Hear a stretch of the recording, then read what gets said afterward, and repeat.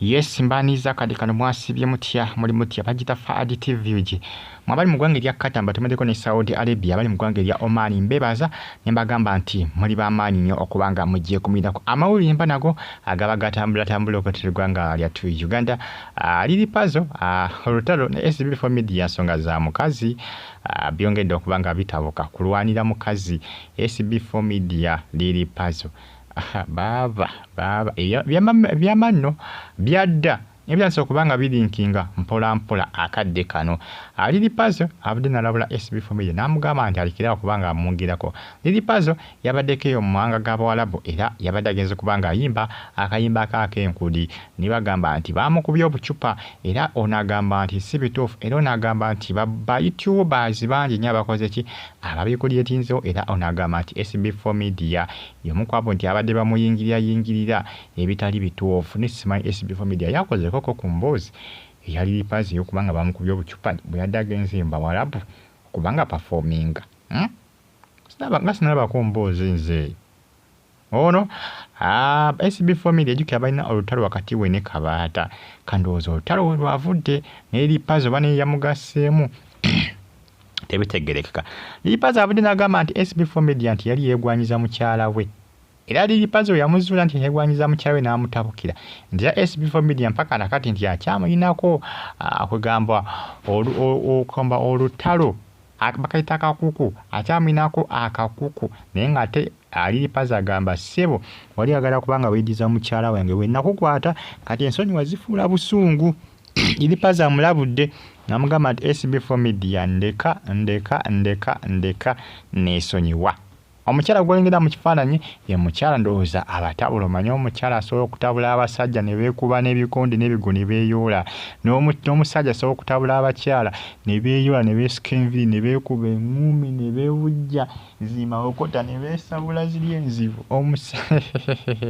kati baana babiri omukyala y'oyo abatabula abwetegereza information etambula. Lili Pazo ye bw'atyo bw'agambye agamba nti omukyala yabatabula era agamba nti SB4 Media nti yamusangako ko bakabalaza sibanga nga gumise mukyala we n'akola ki n'amufulumya ndowooza n'aggalawo geeti olwagenda simanyanga kwegamba tebitegerekeka ebintu byabwe. Lili Pazo agamba nti SB4 Media yali yeegwanyiza mukyala we era ng'azungira ewaka ebisebe kuba bano baali bamukwano ne SB4 Media. Kati mukyala wa Lili Pazo nga tayagala kubanga ayinda ku bbaawe kati SB4 Media Lili Pazo we yamugana okuddamu okulinnya ewuwe Lili Pazo ng'akizudde ng'alaba SB4 Media nti ayinza okwagala okumutwalira omukyala. Kati Lili Pazo n'amugamba taddawo we kandowooza olutalo lwavaawo mpaka nakati ate nga jjukira baali bamukwano naye kati saa zino Lili Pazo agamba nti SB4 Media amufuukidde akayinja mu ngatto kubanga Lili Pazo adde amanyi nti ebintu byaggwa ebyo kubanga essaawa zino SB4 Media mufumbo naye sibira nti SB4 Media omukyalo n'akyamulika akyamwegwanyiza kweri kubanga olwedda alina omukyala ate alina n'abalongo yafuuka ssaalongo kati simanyi Lili Pazo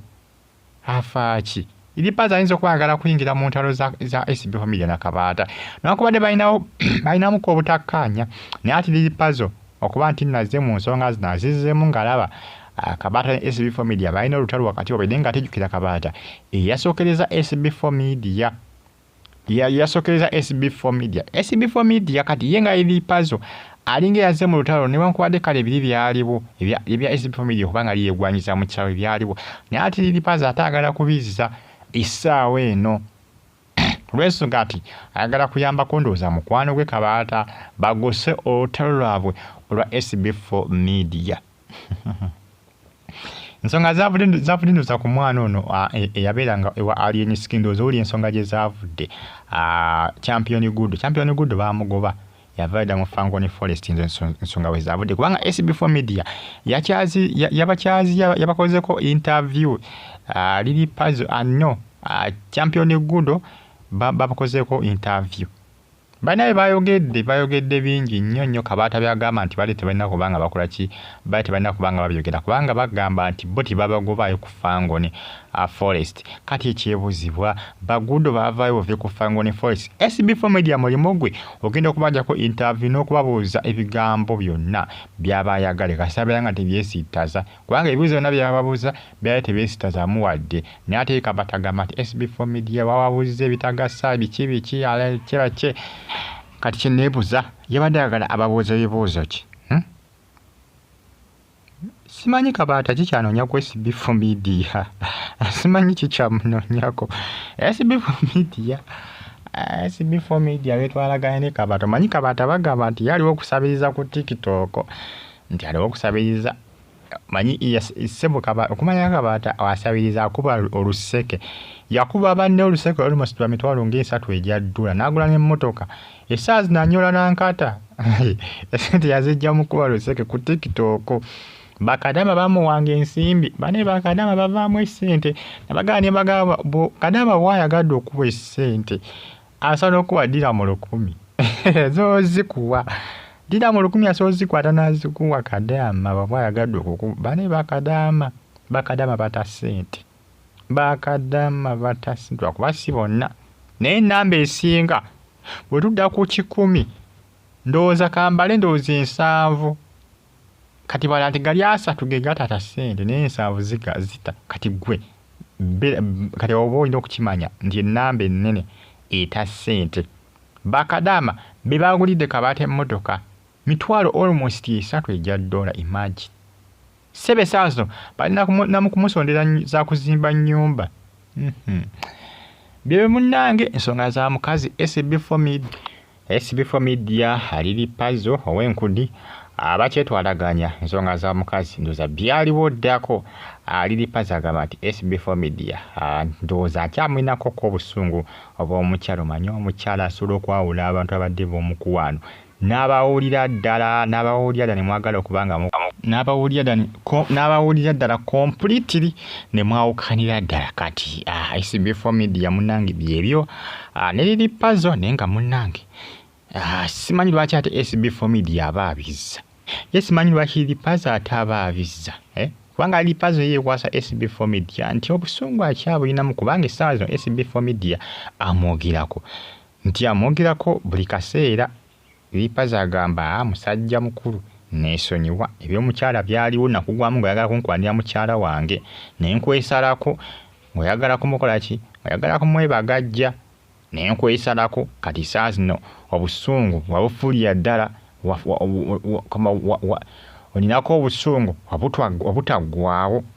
mbere munnange subscribe watonyige nekkade bagita Faadi TV yugi mbebaza nembagamba nti mwebale nnyo kubanga mugifollowinga binaggwerawa binakomekerawa ebyabano kubanga aliripaza amulabudde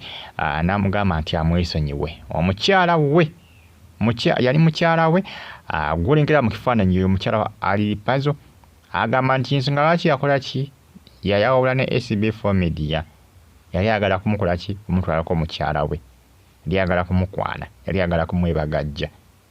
tuyinza tulabe SB4 Media agenda kwogera ki ku nsonga eno kubanga kiraga nti baaliko ab'omukwano ne liripazo emyaka egyedda